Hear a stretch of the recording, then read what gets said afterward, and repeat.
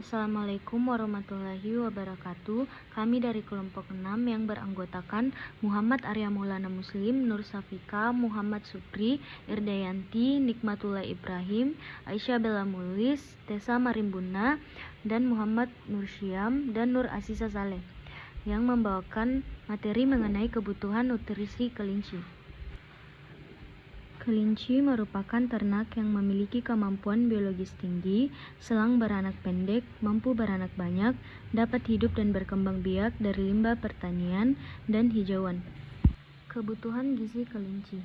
Kebutuhan protein kelinci berkisar antara 12-18%, tertinggi pada fase menyusui 18% dan terendah pada dewasa 12%. Kebutuhan serat kasar induk menyusui, bunting dan muda 10-12%. Kebutuhan serat besar kelinci dewasa 14%, sedangkan kebutuhan lemak pada setiap periode pemeliharaan tidak berbeda 2%. Selanjutnya, kebutuhan bahan kering. Jumlah pakan yang diberikan harus memenuhi jumlah yang dibutuhkan oleh kelinci sesuai dengan tingkat atau umur atau bobot badan kelinci. Pemberian pakan ditentukan berdasarkan kebutuhan bahan kering. Jumlah pemberian pakan bervariasi bergantung pada periode pemeliharaan dan bobot badan kelinci. Kebutuhan bahan kering pakan berdasarkan periode pemeliharaan berturut-turut muda bobot badan 1,8-3,2 kg, 112-170 gram ekor per hari. Dewasa bobot badan 2,3-6,8 kg, 92-204 gram per ekor per hari.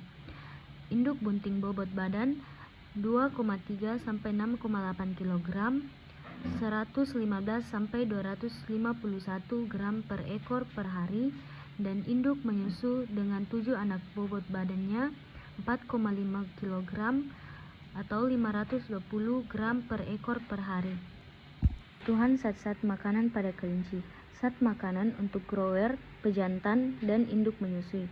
Protein kasar 16% dan 15-16%, lemak 6,21%, 2,3,5% dan 3-5,5%, serat kasar 15,86%, 10-27% dan 15-20%, mineral 5-6,5%, kalori 2500-2600, jumlah konsumsi hijauan dan konsentrat per hari untuk kelinci sedang tumbuh 1-1,5 kg dan konsentrat 1 ons. Untuk kelinci dewasa 2-3 kg dan 2 ons. Untuk kelinci bunting 2-3 kg dan konsentrat 2-3 ons.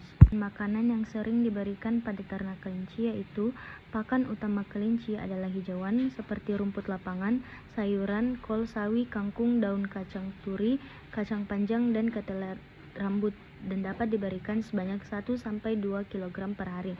Yang kedua, umbi-umbian sebagai bahan pelengkap. Umbi segar airnya sama dengan 60-95%, mudah dicerna tapi miskin protein, vitamin, dan mineral. Yang ketiga, biji-bijian sebagai pakan penguat, induk bunting atau menyusu, jagung, kedelai, kacang hijau, bulgur, padi, kacang tanah, sorghum yang diberikan 200-300 gram per hari. Yang keempat, pada usaha komersial, makanan disediakan dalam bentuk pelet.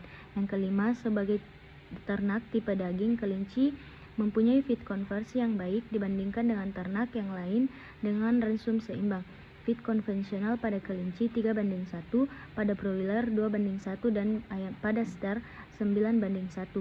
Yang keenam, efisiensi protein pada kelinci 6:1, pada broiler 1,9:1, dan pada setter 10,6-1. Syarat pakan pada ternak kelinci.